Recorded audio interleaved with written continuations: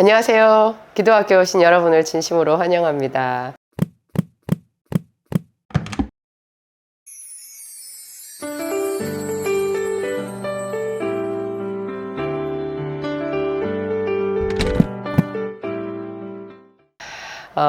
오늘 제가 시편 23편 이야기를 좀 해보려고 해요. 시편 23편 여호와는 나의 목자시니 내가 부족함이 없으리로다. 그가 나를 푸른 풀밭에 누이시며 쉴만한 물가로 인도하시는도다. 내 영혼을 소생시키시고 자기의 이름을 위하여 의의 길로 인도하시는도다. 내가 사망의 음침한 골짜기로 다닐지라도 해를 두려워하지 않을 것은 주께서 나와 함께 하심이라. 주의 지팡이와 막대기가 나를 안위하시나이다. 주께서 내 원수의 목전에서 내게 상을 차려주시고 기름을 내 머리에 부으셨으니 내 잔이 넘치나이다. 내 평생의 선하심과 인자하심이 반드시 나를 따르리니 내가 여호와의 집에 영원히 살리로다. 예전 성경에는 거하리로다. 사람들이 이 낭만적인 그 목가의 풍경이잖아요.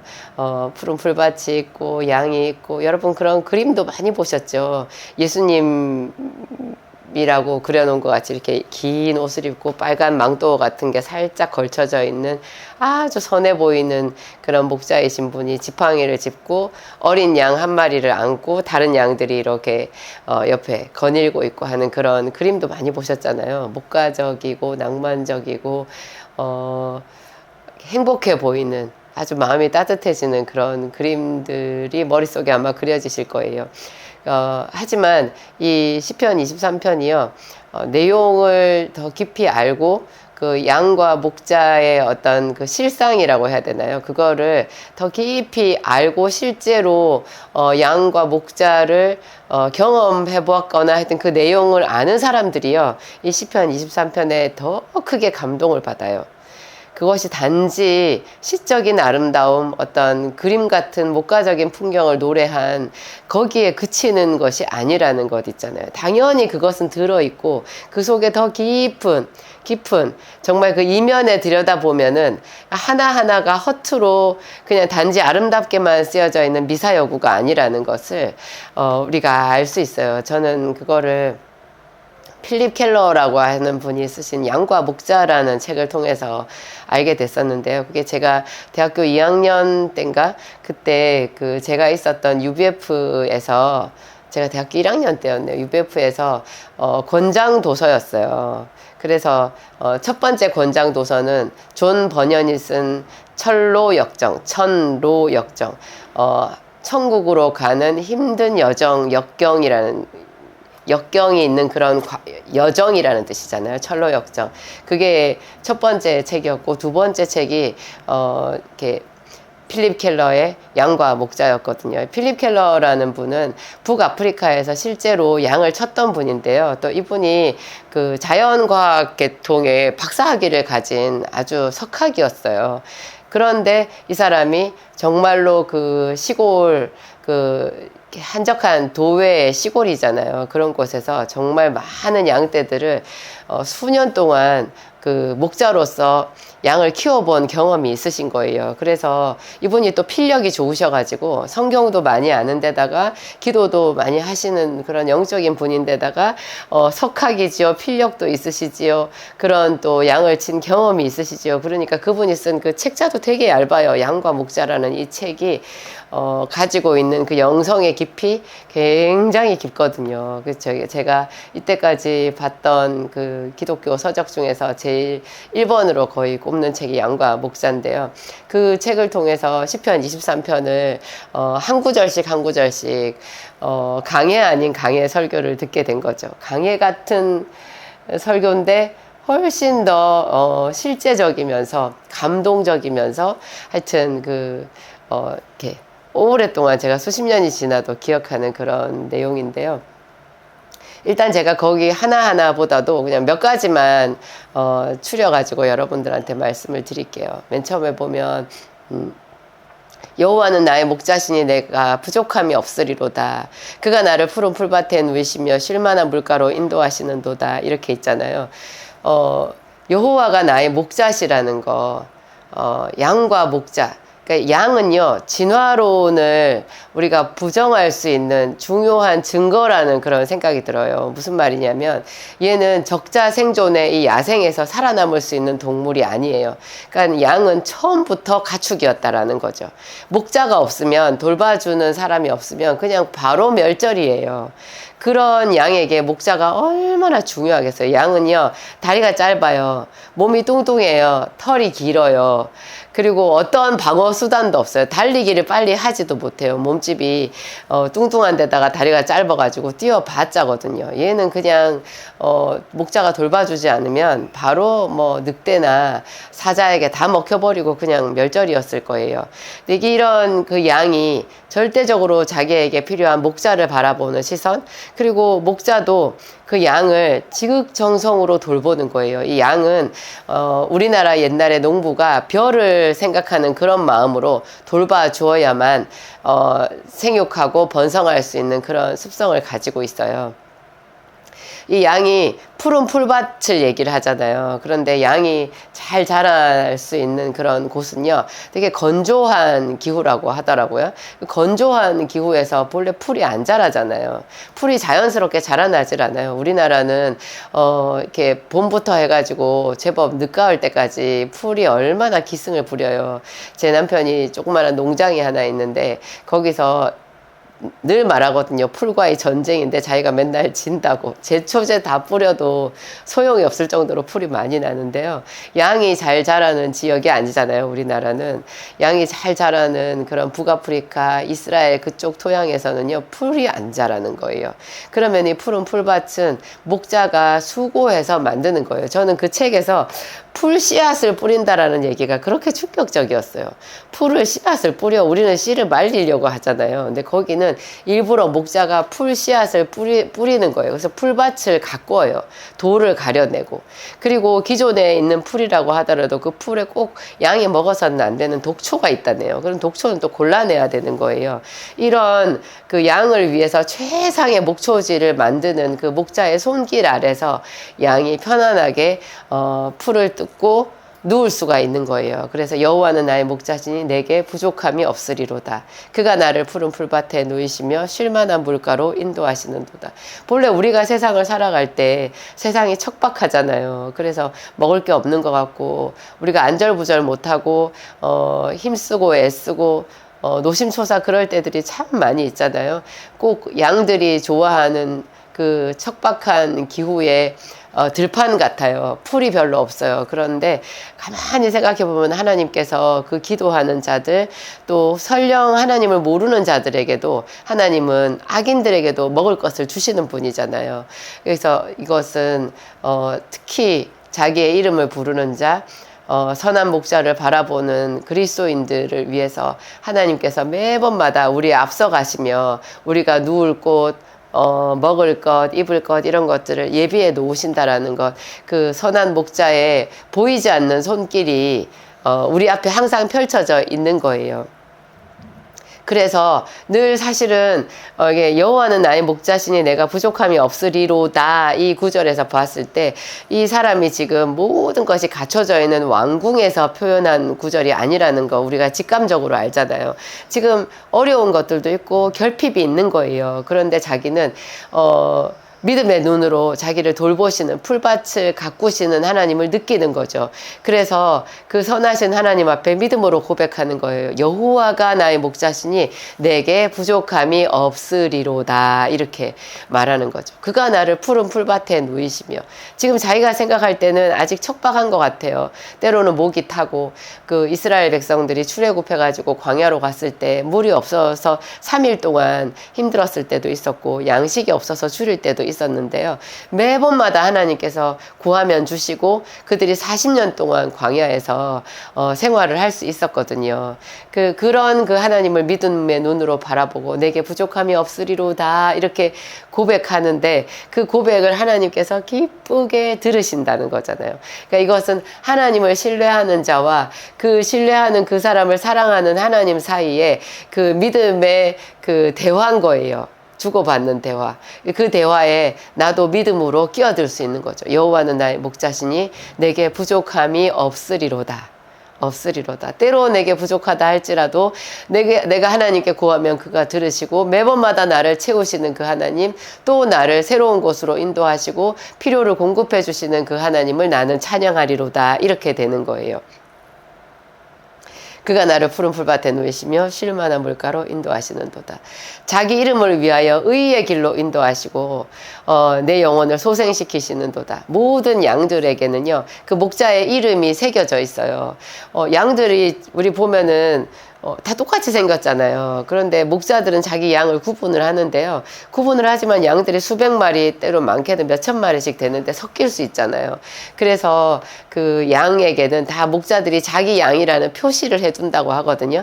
그래서 다른 사람이 봐도 아, 저 양은 지금 누구네 양이구나 하고 그 양에게 소유주가 표시되어 있는 거예요.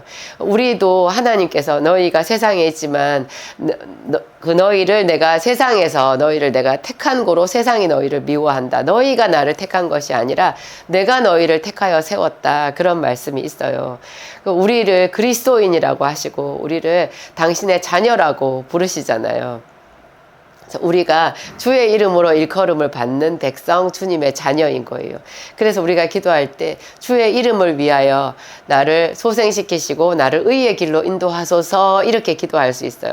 의의 길로 인도하시는 도다 이렇게 하면 찬양이 되고요. 의의 길로 인도하소서 이렇게 하면 간절한 기도가 되는 거예요. 때로 우리가 버려진 자 같고 내가 죄악 중에 빠져서 큰 곤란을 당한 것 같고 내 주변에 악한 사람들밖에 없는 것 같다는 생각이 들어서 너무나 내 영혼이 곤고하고 고통스럽고 괴로울 때 저도 분명히 내가 날마다 하나님께 기도하고 살아왔는데 내가 길을 잃어버렸다라는 생각이 든 적이 있었거든요. 어떻게 길을 잃어버릴 수 있나. 근데 길을 잃어버린 것 같은 거예요. 근데 생각해 보니까 예수님이 길이에요. 그래서 제가 그 순간에 그때까지 기도해 왔지만 제가 당황해하지 않고 더 간절하게 주님께 내 눈을 집중해서 내 음성을 더 목청을 높여가지고 주의 이름을 하루 종일 불렀었거든요. 주여 주여 주여 저를 인도하소서. 길이요 진리요 생명이 되신 주님 저를 인도하소서. 주는 나의 생명이 되십니다. 주의 이름을 위하여 저를 지도하시고 저를 인도하소서. 주의 이름을 위하여 내 영혼을 소생시키소서. 이렇게 기도를 했었거든요. 이게 굉장히 좋은 그 하나님께 올려드리는 기도가 되는 것 같아요. 이게 시편은 그 자체가 시편을 소리내어서 읽는 것만 해도 그냥 기도가 되거든요. 제가 굉장히 오랫동안 하나님 기도를 잘할 수 있게 해주세요. 어떻게 기도를 해야 되는지 가르쳐 주세요. 이 기도를 제가 수십 년을 했는데요. 그러면서 제가 터득하게 된 한 가지 방법이 진짜 기도가 안 될 때나 혹은 그냥 내 마음에 원할 때는 시편을 소리내서 읽으면 돼요. 그러면 그 소리내서 믿음으로 아멘 아멘 하면서 읽기만 해도요. 그게 이 세상에서 볼 수 있는 최상의 기도문이 되는 거예요. 기도. 여호와는 나의 목자시니 내게 부족함이 없으리로다. 이것만 하루 종일 하셔도 돼요. 여호와는 나의 목자시니 내게 부족함이 없으리로다. 굉장히 많은 사람들이요. 자기의 부족함에 절어가지고 도대체 하나님이 나를 버리셨나 이런 생각 속에 빠지게 되고 그걸 또 마귀가 틈타서 더 그 영혼을 피폐하게 만들 때가 많이 있거든요. 고통스럽고 괴롭고 그래서 더 믿음이 떨어지고 이렇게 만드는데요. 우리가 선포하는 거예요. 여호와는 나의 목자시니 내게 부족함이 없으리로다. 없으리로다. 없으리로다. 그가 나를 푸른 풀밭에 누이시며 쉴 만한 물가로 인도하시는도다. 이런 이게 신앙 고백인데요. 이 고백을 통해서 마귀가 절망하는 거예요. 마귀가 떠나가요. 이게 단지 아름다운 노래로 부르는 아름다운 시가 아니라 이것은 하나님과 우리 사이의 사랑을 확인해주는 대단한 선포문이 되고 기도문이 된다라는 거죠. 주의 이름을 위하여 나를 의의 길로 인도하소서. 그런 말씀도 이런 식으로 하나님 내가 주께 택함 받은 백성이 아닙니까? 나는 예수 그리스도께 속했습니다. 나는 주의 여종입니다. 주님 저를 의의 길로 인도하여 주시옵소서. 우리가 힘든 거요. 어려움 속에 빠졌을 때 더 하나님의 의를 구해야 되거든요. 내가 억울한 일을 당했다고 하더라도 나를 괴롭히는 저 사람들이 다 나쁜 사람이라고 하더라도요. 우리가 하나님께 구해야 되는 게 의예요. 의의 길로 인도하소서. 왜냐하면 고통 속에 있었던 사람들이 더 하나님의 의를 찾았거든요. 창세기의 요셉 같은 경우에 보면 자기가 정말 억울하게 형들의 손에 팔려가지고 애굽에 종으로 갔잖아요. 그러면 자기는 피해자잖아요.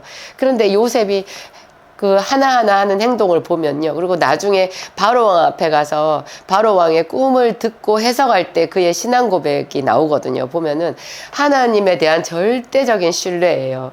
하나님께서 바로에게 선한 대답을 하시리이다. 어떻게 자기는 하나님의 선하심 속에 있었나요? 겉으로 보면은 자기는 종으로 팔렸고 잘못한 것도 없는데 누명을 썼고 감옥에 있었고 또 감옥에서 맡은 관원장, 술 맡은 관원장에게 자기가 또 그 사람들을 돌봐주고 했는데도 2년이나 더 그 어둠 속에 버려진 채로 있었잖아요. 도대체 내가 기도했을 때 하나님은 내 기도 듣기는 하시나 이런 생각으로 가득 차 있어야 될 것 같은데 요셉은 하나님께서 바로에게 선한 대답을 하시리이다 이렇게 말하는 거예요. 그게 완전 신앙 고백이거든요. 그가 그러면서 이 사람이 그 보디발의 아내가 자기를 유혹했을 때도 하나님을 생각하잖아요. 내가 어떻게 하나님 앞에서 득죄하리까 이렇게 말하고요. 주인이 자기한테 모든 것을 허락했지만 허락하지 않은 것은 오직 당신 하나다. 내가 어떻게 이 큰 죄를 지어서 하나님과 사람 앞에 이게 득죄하리까 그런 말을 하잖아요. 의를 찾는 거예요. 의를. 자기는 항상 억울한 일을 당해도 언제나 의를 찾아요. 우리가 눈앞에 뭐가 보이지 않을 때도요. 이 구절을 생각해야 돼요.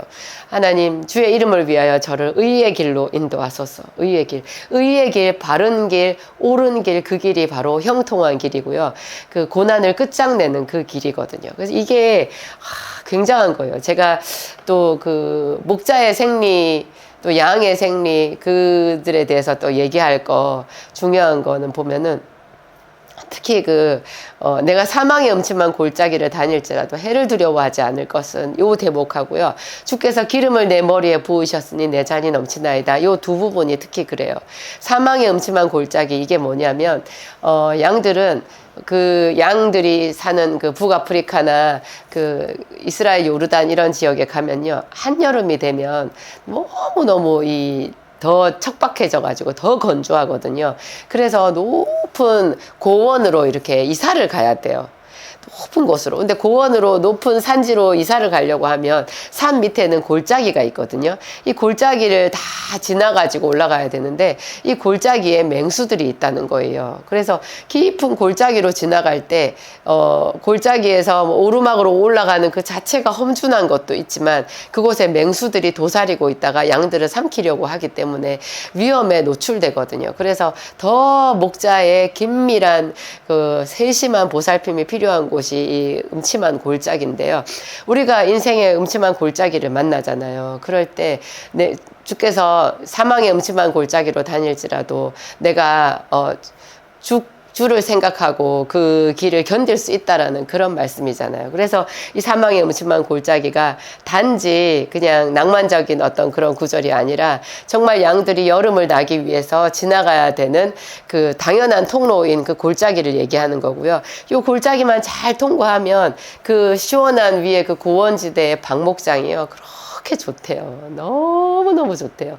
하나님도 우리에게 그런 어떤 죽음의 골짜기, 음침한 골짜기를 통과하고 났을 때 있잖아요. 우리에게 주시는 상이 있거든요. 원수의 목전에서 우리에게 상을 차려주시잖아요. 밥상을 차려주시는 거예요. 그거 푸른 초장이 우리에게 밥상이고 쉴만한 물가가 우리에게 정말 좋은 처소가 되잖아요. 그거를 하나님께서 우리 인생에 때때로 이렇게 상급으로 주실 때 있잖아요. 그래서 더 내 곁에 하나님이 계시다라는 그것으로 우리가 기뻐하고 위로를 얻고 또 더 앞으로 나아갈 새 힘을 얻죠.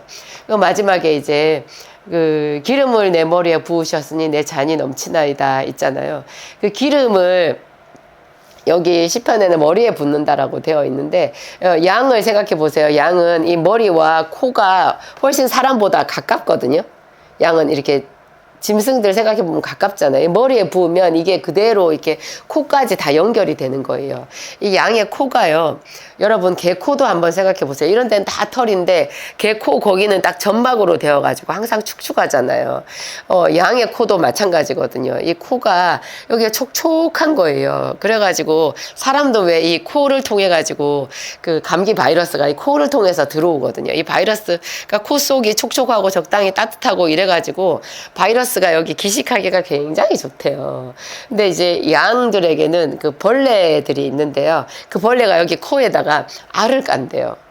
끔찍하죠. 그럼 그 알이 여기 코 속에 이렇게 있다가 여기서 애벌레가 생겨가지고 얘가 코 속 저 안으로 들어가가지고 뇌로 간대네요. 그래서 뇌를 파먹는데요. 양이 미쳐가지고요. 미쳐서 죽는다는 거예요. 그런데 목자가 평소에 양을 돌볼 때 여기다가 이렇게 기름을 바르는데 그게 방충제라는 거예요. 벌레를 쫓는 약을 방충제라고 하잖아요. 이게 우리의 영적인 생활에서는 마귀를 쫓는 거예요. 벌레는 마귀를 말하는 거거든요. 이게 그 기름 부음은 성령의 기름 부으심을 얘기하잖아요. 그리고 말씀의 기름 부으심을 얘기해요. 우리가 하나님의 말씀을 많이 먹잖아요. 그러면 성령이 역사하시고 성령과 말씀이 있을 때 마귀가 도망가거든요. 예수님께서 40일 금식하시고 난 뒤에 그 마귀의 시험을 받을 때 매번 그 마귀를 쫓아낸 힘도요. 성령께서 함께 성령에게 이끌리어 마귀에게 시험을 받으러 가셨다 이렇게 나오거든요. 성령이 계셨고 그 성령과 함께 마귀를 쫓아낸 것은 말씀으로 쫓아낸 거예요. 그러니까 우리에게 방충제는 그 기름 부으심인데 그 기름 부으심은 그대로 성령의 기름 부으심 그리고 하나님의 말씀을 상징하는 거예요. 그래서 늘 말씀으로 충만해야 돼요. 우리가 예수님께서 말씀으로 마귀를 쫓아냈잖아요. 우리가 말씀이 없으면 마귀가 우리에게 너 하나님께서 너를 택하셨으면 네가 이렇게 지금 힘드냐? 하나님께서 같이 안 계신 거지. 너는 왜 그렇게 하는 것마다 되는 게 없냐? 넌 어렸을 때부터 사랑을 못 받았어. 너는 계속 실패했어. 뭐 이렇게 말하면 그게 꼭 내 생각같이 이렇게 돼가지고 굉장히 자기 연민에 빠지고요. 그러면 내가 기도해도 아무 소용이 없구나. 그렇구나. 이렇게 돼가지고 완전히 믿음에서 벗어나는 거예요. 그런데 무슨 소리? 누가 우리를 그리스도의 사랑에서 끊으리요? 환난이나 공고나 핍박이나 기근이나 위험이나 적신이나 칼이랴. 하나님은 나의 선한 목자가 되신다. 여호와는 나의 목자시라. 이런 말로 그가 그의 택하심에는 후회하심이 없느니라. 나는 그가 내게 말씀하신 그대로 되리라고 하나님을 믿노라. 이런 말로 쫓아내야 되잖아요. 이게 여러분 성령의 기름 부으심이고 방충제인 거예요. 하여튼 이 기름 부으심이라는 이 말 자체도요. 너무 우리의 영적인 그 비밀을 말해주는 하여튼 그런 대단한 구절이라는 거죠. 여호와는 나의 목자시니 내게 부족함이 없으리로다. 그가 나를 푸른 풀밭에 누이시며 쉴만한 물가로 인도하시는도다. 쉴만한 물가. 내 영혼을 소생시키시고 자기 이름을 위하여 의의 길로 인도하시는도다. 내가 사망의 음침한 골짜기로 다닐지라도 해를 두려워하지 않을 것은. 그렇게 어려운 일을 당해도 우리가 죽을 것이라고 망할 것이라고 생각하지는 않는 거예요. 내가 더 높은 곳으로 올라가겠구나. 해를 두려워하지 않을 것은 주께서 나와 함께 하심이라. 주의 지팡이와 막대기. 지팡이와 막대기가요. 이 양들을 돌보기도 하고 못된 양들 엉덩이를 한 대 쳐주는 것이기도 하고 구덩이에 빠져있는 양을 끄집어내는 그런 좋은 도구가 되기도 하는 거예요. 하여튼 이 지팡이와 막대기가 때로는 우리를 징계하실 때도 있고 우리를 인도하실 때도 있고 우리를 위로해 주실 때도 있는데요. 목자가 가진 굉장히 좋은 우리를 돌보는 도구가 되는 거죠. 근데 이 시편 23편을 거의 예수님 오시기 1000년 전에 다윗이 썼잖아요.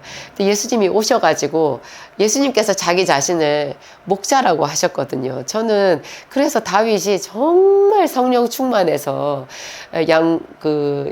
양과 목자의 시편 23편을 썼구나 그 생각이 들었어요. 예수님께서 나는 선한 목자라. 특히 요한복음 10장에 나오잖아요. 내가 내 양을 알고 양도 나를 아는 것이 아버지께서 나를 아시고 내가 아버지를 아는 것 같으니 나는 양을 위하여 목숨을 버리노라. 예수님이 자기를 목자라고 선한 목자라고 하셨어요. 다윗은 여호와가 나의 목자가 된다고 그랬는데 예수님이 우리들의 목자가 된다고 얘기를 하신 거예요. 이 얼마나 멋진 하모니예요. 다윗이 그렇게 말했는데 예수님께서 맞아, 내가 선한 목자야, 내가 양의 문이야, 누구든지 이 문으로 들어오며 나가며 양들은 꼴을 얻어. 나는 양을 위하여 목숨을 버려. 나는 이 목숨을 버릴 권세도 있고 다시를 얻을 권세도 있어. 그렇게 말씀하신 거예요. 맞아, 네 말이 맞아. 내가 너희들의 선한 목자야. 너희는 이 세상에서 택함을 받은 나의 양떼들이야. 이렇게 말씀하시는 거예요. 여러분 시편 23편 자주자주 읽으시고요. 그 한 구절을 하루 종일도 이렇게 되뇌어 보세요. 수십 번, 수백 번 되뇌어 보세요. 여러분 저녁에, 아침에 여러분들이 특별히 시간을 정해놓고 하는 그 기도에 불이 붙어요. 이런 영감 있는 하나님의 말씀을 여러분의 주변 환경에, 여러분 자신의 영혼 육에 선포해서 승리하시기 바랍니다. 기도하시겠습니다. 하나님 감사합니다. 다윗은 어쩌면 그렇게 영감이 있어서 시편 23편을 기록하였는지요. 하나님, 우리 중에 기도할 줄 모르는 사람들도 이 시편 23편으로 하나님 앞에 나아갈 수 있습니다. 여호와는 나의 목자시니 내게 부족함이 없으리로다. 하나님 감사합니다. 우리의 앞서 나아가시며 인도하시며 이끄시며 푸른 초장을 만드시고 쉴만한 물가로 우리를 인도하시는 그 손길을 찬양합니다. 이 세상은 알지 못하여도 우리는 주를 알았고 주의 돌보심을 믿고 그 품 안에서 안식을 누립니다. 우리의 모든 필요를 채워주시는 선한 목자이신 주 예수님을 찬양합니다. 양들을 위하여 목숨을 버리신 예수 그리스도를 찬양합니다. 버리셨을 뿐만 아니라 또한 부활하심으로 다시 그 생명을 찾으시고 자기에게 나아오는 모든 자에게 영원한 생명을 약속하신 하나님을 찬양합니다. 주님의 구원은 완전하십니다. 지금 우리의 어려움도 다 지나가는 것이라 우리 하나님 안에서 모든 것이 선으로 바뀔 줄을 확신합니다.